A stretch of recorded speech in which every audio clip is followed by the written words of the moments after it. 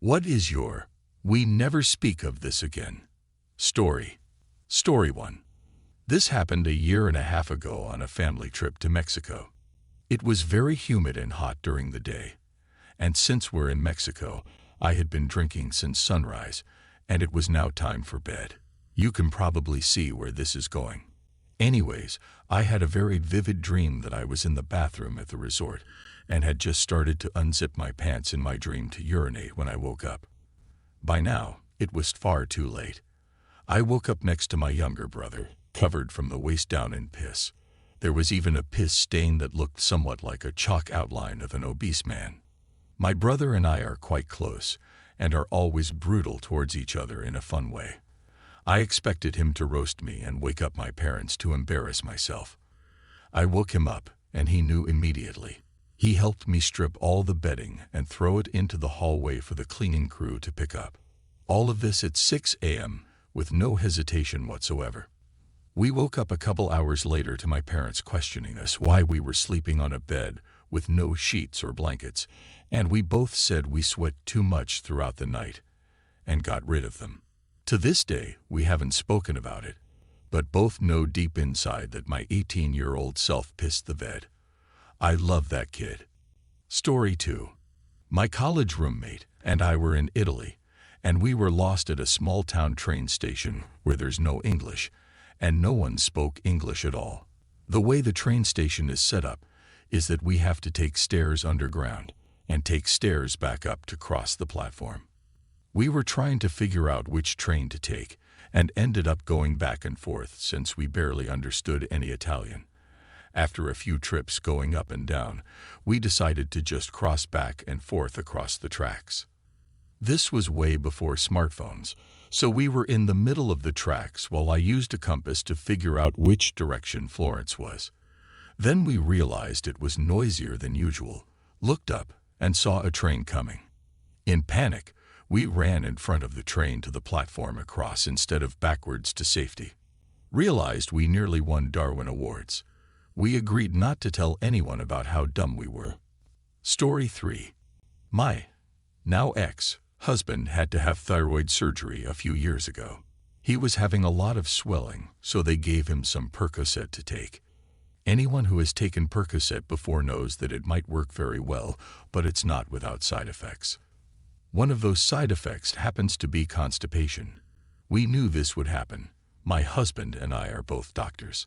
I urged him to keep eating fiber or take a stool softener or something. He laughed it off. "Babe, my bowels are amazing. Nothing's going to happen to me." Days passed, and he continued to heal, requiring less and less of the medication. I noticed his appetite hadn't picked up much, but I thought, cut him a break. He just had surgery. That night I found him on the couch clutching his stomach and scowling. Immediately I knew what was up and said as gently as I could, "Now will you take the stool softener?" He relented. Hours passed. Stool softeners don't work instantly, and they were up against days of hardened poop. My husband began pacing and sweating. He has a pretty high pain tolerance, and I began to feel alarmed. We massaged his poor, distended tummy, and you could literally feel the lumps of hard poo. He's a pretty thin guy, not much subcutaneous fat. After hours of stool softeners, tummy rubbing and fluids, he started to really sweat. Now I was really worried. Had he perfed? Suddenly he leaped up, ran into the bathroom, and slammed the door. I sat outside waiting for a noise, a fart, a wail, something. Finally I heard him sob my name. I walked in and my cool, aloof husband was bawling his eyes out, sitting on the toilet and pushing on his stomach like an uncomfortable little kid. He turned green, and I immediately recognized that face. I had just enough time to grab a trash can to catch the vomit that came streaming out, seconds before an enormous shart and a huge blast of diarrhea turd chunks. There was my surgeon husband, crying, barfing, shitting, and hanging onto my arm for dear life. It was so painful to watch, and to this day, he says it's the only time he's truly been in 10 pain. Yeah, we didn't really talk about that day much after that. though he never did disrespect the constipating powers of narcs from that day forward. Story 4. I was on a road trip with a buddy. We were heading to a 3-day music fest in Tennessee. We drove through the night and were having a good time. He was driving and asked me to take the wheel for a second. I did. He grabbed a Gatorade bottle, unzipped, and started pissing in the bottle. I was a bit uncomfortable with my hand 6 inches above his exposed DK, but we were going 75 miles per hour, and his foot was on the gas. We had more pressing concerns, is my point. He finishes up, and in one swift motion, rolls down the window and lifts the Gatorade bottle toward the window to dump it. Wait, what are you do? Imagine a full bottle of warm piss filling up the entire interior of a car like a fine aerosol spray in a split second. That's what 75 miles per hour wind blowing inward does to a bottle of liquid trying to go outward. I learned it the hard way. Of Q or C it got in my mouth, but that wasn't the worst of it. It was clogging my ears like I had been swimming. It was stinging my eyes. It went so far up my nose that I sneezed it out. Twice.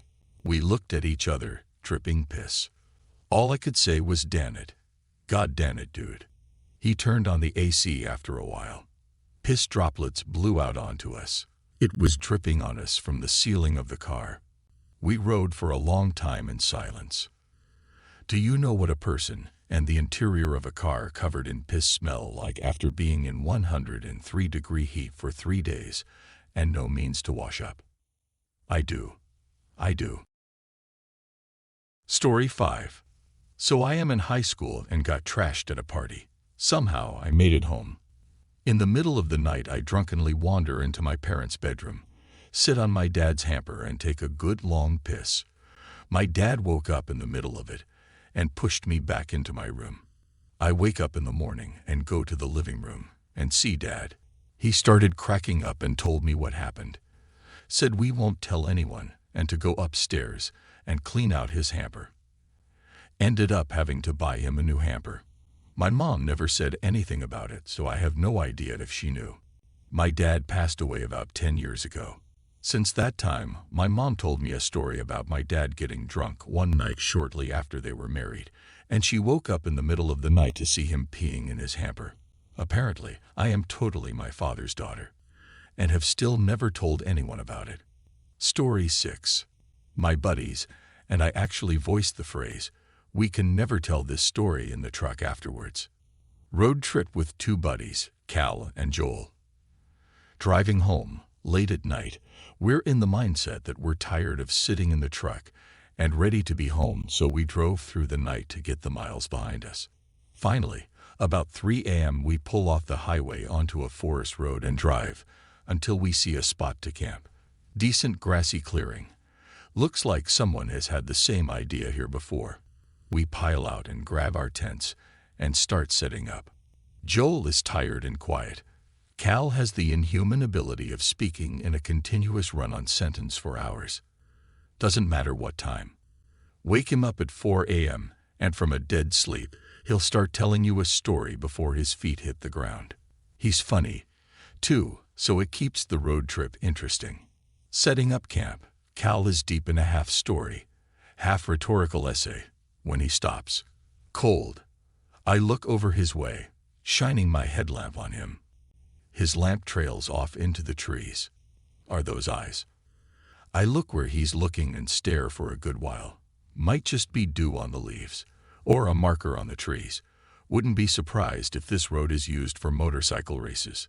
We stare a while longer. Neither of us can relax. Finally, I grab a shovel and start walking toward the little glowing beads. Neither of us were going to sleep without resolution. Guys, go to bed, Joel announces with confidence. There's no predators in this area. There are. I've seen both bears and cougars in the area. Joel isn't from the area. Cal and I continue on. I cover about half the ground between me and the ords, and I pause. It's so dark, and they're so far away, I can't quite make out if they're moving slightly, or if it's just the shadows cast from my headlamp. I throw a rock. I yell. Pause. Then they blink. Ok. Yep, it's an animal. And it's not scary with rocks. I say toward Cal, slowly walking backward. It clearly sees us. It's watching me. Cal agrees. Let's just watch it for a while. We finish setting up our tents, keeping a light on the creature at all times. Finally, it starts to move. The two little orbs raise a few inches off the ground and start strafing us, rocking ever so slightly back and forth as they start a wide circle skirting our campsite. A slight pause here and there, but they continue to close in even as we unleash a thunderstorm of rocks and yelling, and quickly sidestep toward the truck. A Joel, whatever it is, it's moving our way. Keep a light on it. Keep a light on it. Joel yells and fumbles with his tent zipper. He's already taken his pants off and comes booking toward the truck, emanating his own light from his pasty white thighs. He gets inside and sits in the back. Cal and I are perched on either side of the truck, ready to jump inside so fast we're bound to knock heads over the gear shift. The creature is behind a bush about 20 feet from the truck at this point. The leaves are shifting slightly. It's still coming. Cal and I share a couple words of encouragement. Waiting. And then the bushes part. When the claw sunk into Cal's neck, he screamed, and I dove over the cab. Just kidding. The bushes part, and a effing deer walks out and right up to the truck. Turns out people did camp here before, and apparently they fed the effing deer. Whatever survival instinct once was in this long-legged forest rodent was long gone. And we were 3 men in their jammies crouching in a truck, hiding from it. Story 7. A close friend and I had just gone through breakups and were drinking a lot that week out of depression. One night we ended up cuddling at a movie. Things get intimate, hot, passionate. Messy sex ensues all over a suede couch. We awoke in the morning and without speaking, grabbed cleaning supplies, scrubbed the hell out of the couch, then clothed ourselves and went to work. Since then we had a laugh about it, but we agreed never to bring it up again. We remain great friends. Story 8. When I was around 12 years old, my family was on vacation somewhere. Sleeping arrangements. Me/mom on one bed and brother/dad on the other. Except my dad had this effing annoying habit of getting in bed and cuddling with mom in the morning. Ooh. Anyways, one night I had a very vivid dream. I dreamt that my period started and the blood was gushing. Like holy F, there was so much blood, you guys. And in the dream, I was running to the toilet to try to contain the blood. Plot, twist. Piss dream got the best of me. I woke up a few minutes later soaked in piss. I'm pretty sure my mom and dad felt it too. And my pajamas stank like piss for the rest of our trip. No one said anything about it. Story 9. My dad kept a huge suitcase full of porn stashed in the basement of my childhood home. I used to sneak down there and watch such memorable titles as Interview with the Milkman and Buttman's European Vacation. Several years into my secret viewings, my parents put the house up for sale. They took my younger siblings with them on a car trip up north for the weekend in the city they wanted to move to. I stayed home and proceeded to have a party one night, inviting a bunch of my friends. We trashed the house, drank a bunch of beer, and of course, watched all of my dad's porn. Flash forward a few months later, we sell the house and are in the process of packing. I get home from school one afternoon, and my father is standing in the driveway with his most terrifying angry dad face. My dad is 6'4", 250 elves, tattoos, former correction officer in a maximum security prison. I walk up to him, and he says, "Why are you snooping through my shit in the basement?" I reply, what you're talking about?" He says, "Bullshit, those videotapes. Some of them aren't even mine, and I have to give them back to someone who let me borrow them. There's some missing. Go down the street and tell your effing stoner friend to give them back. I bet he stole them.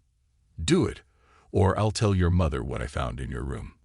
He holds out my Zippo collection, a glass bowl, various sleeping pills, and caffeine pills I take.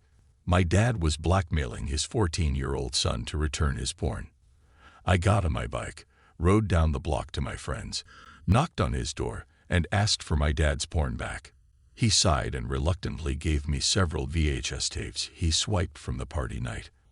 I rode back up to my house, and in the driveway in broad daylight, my 14-year-old self handed my father back his porn. It was never spoken about or hinted at ever again. I like to think that my dad and I came to understand each other better that day.